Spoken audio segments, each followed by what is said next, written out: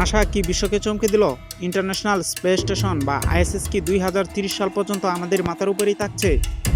মহাকাশ গবেষণার এই বিস্ময়কর ল্যাবরেটরি নিয়ে কি পরিকল্পনা করছে নাসা? চলুন আজকের ভিডিওতে আমরা এর গভীর বিশ্লেষণ করি। বন্ধুরা, ইন্টারন্যাশনাল স্পেস স্টেশন বা আইএসএস হলো এমন এক ল্যাবরেটরি যেখানে পৃথিবীর মধ্যাকর্ষণ ছাড়াই চালানো হয় অত্যাধুনিক সব গবেষণা। এটি কেবল একটি স্টেশন নয়, বরং এটি পৃথিবীর বিবর্তন পর্যবেক্ষণের এক বিশাল মানমন্দির এবং আন্তর্জাতিক বন্ধুত্বের এক উজ্জ্বল প্রতীক। নাসা নিশ্চিত করেছে যে এই স্টেশনটি তার কার্যক্রমের তৃতীয় দশকে প্রবেশ করেছে এবং 2030 সাল পর্যন্ত এটি সচল থাকবে।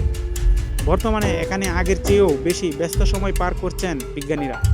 তাদের মূল লক্ষ্য হল চাঁদ ও মঙ্গল অভিযান, মানুষের মহাকাশ ভ্রমণের প্রযুক্তি উন্নত করা, রোগ নিরাময়, বিভিন্ন মরণবিধির বিরুদ্ধে লড়াই করার নতুন উপায় খুঁজে বের করা, মহাকাশ ম্যানুফ্যাকচারিং, উন্নত মানের ম্যাটেরিয়াল এবং মেডিকেল পণ্য মহাকাশে তৈরি করা। মহাকাশ গবেষণায় এখন কেবল দেশগুলো নয়, বেসরকারি কোম্পানিগুলোও যোগ দিচ্ছে। আইএসএস হল চাঁদ এবং তার পরবর্তী দূরবর্তী গ্রহগুলোতে যাওয়ার এক অত্যন্ত গুরুত্বপূর্ণ ধাপ। মহাকাশের এই রহস্য এবং নাসার এই বড় সিদ্ধান্ত আপনার কাছে কেমন লেগেছে?